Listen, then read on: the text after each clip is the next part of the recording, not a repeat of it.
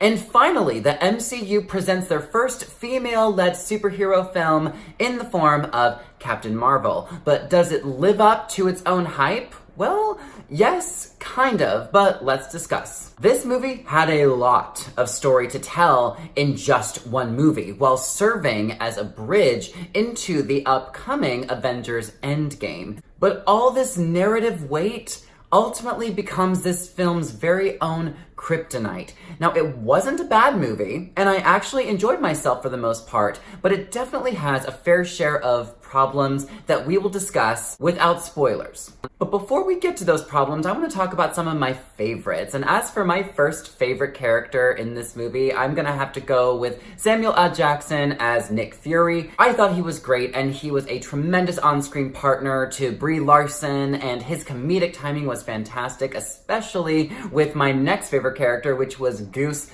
the cat. Some of the best and funniest moments involve Goose and Nick Fury, and they definitely stole the show in many, many ways. My next favorite would definitely have to go to Ben Mendelsohn as who plays an alien creature. The species is called a Skrull, and he serves as the main antagonist of the film.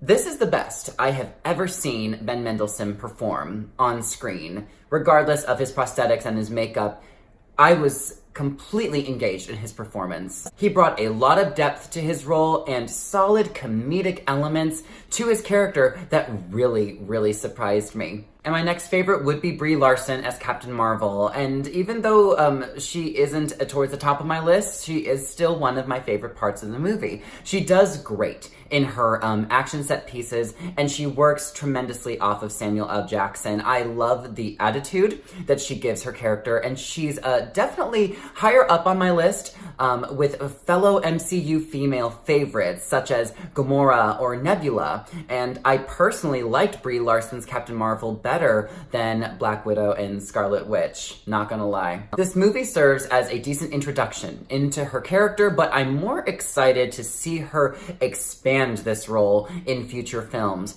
But the main problem with her character lies primarily on scripting issues, which I will get to in a moment. I will say that the overall story is interesting in and of itself, and it kept me engaged, and it helped that I knew next to nothing about the Captain Marvel comics going into this movie, so I really did not know anything about her origin. There are a couple other characters I want to give a special shout out to, and they are Lashana Lynch, who plays Maria Rambeau. I loved her character and the friendship she had with Brie Larson's Captain Marvel, Carol Danvers character. And then I also loved seeing Annette Bening in this film, and I really won't spoil anything more about her character. However, both of these wonderful characters suffered the same problem, and that is having not nearly enough screen time and or development within their character, which leads me into the film's biggest struggles. By far, the greatest obstacle that this film had is the fact that there are way too many stories that they are trying to fit in one movie.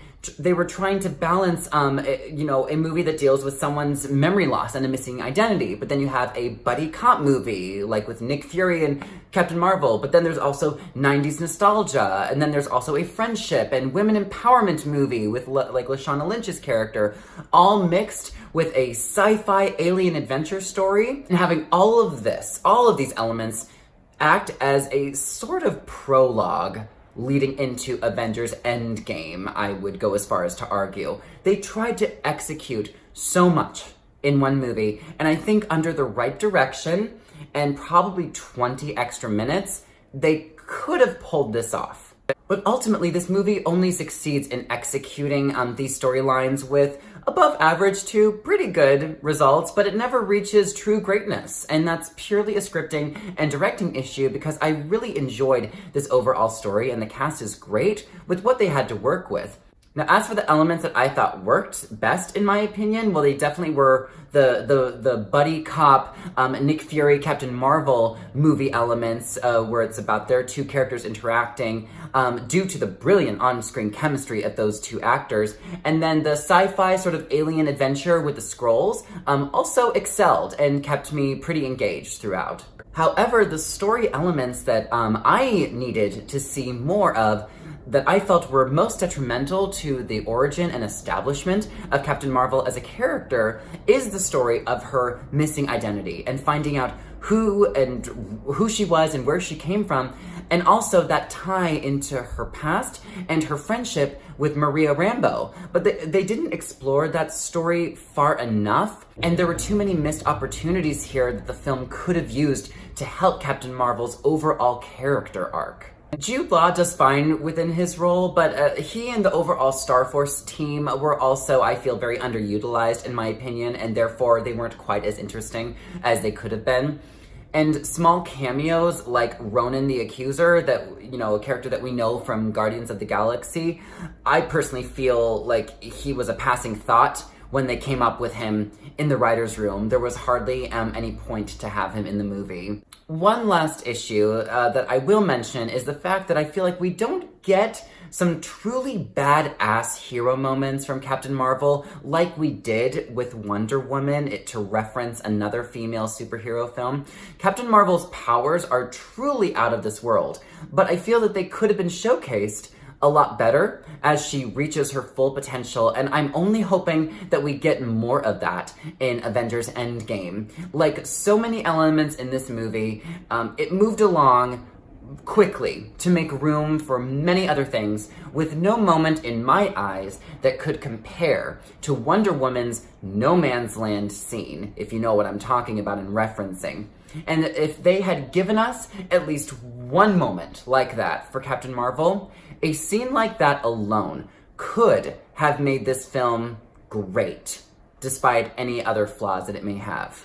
That's just my opinion. Don't get me wrong, I enjoyed this movie overall, and I would go as far as to say that it is actually a good movie, but it definitely is not great, and that's where I draw my biggest complaint, because the actors and source material they have to work with could have made this into a great film. Nonetheless, this was a good enough first film for this character. I am a fan of Brie Larson in this role, and I cannot wait to see what she brings to Avengers Endgame, and then what she brings into a sequel movie. And now that they've laid, I feel like, the foundation for this character, I'm hoping that we get to play with her a bit more creatively for the next few films. I'm going to give Captain Marvel a B. And that's my review of Captain Marvel. I'm curious to know your thoughts. Thank you all again for watching, and until next time, I'm Ryan Bamey, signing off. Bye, everyone.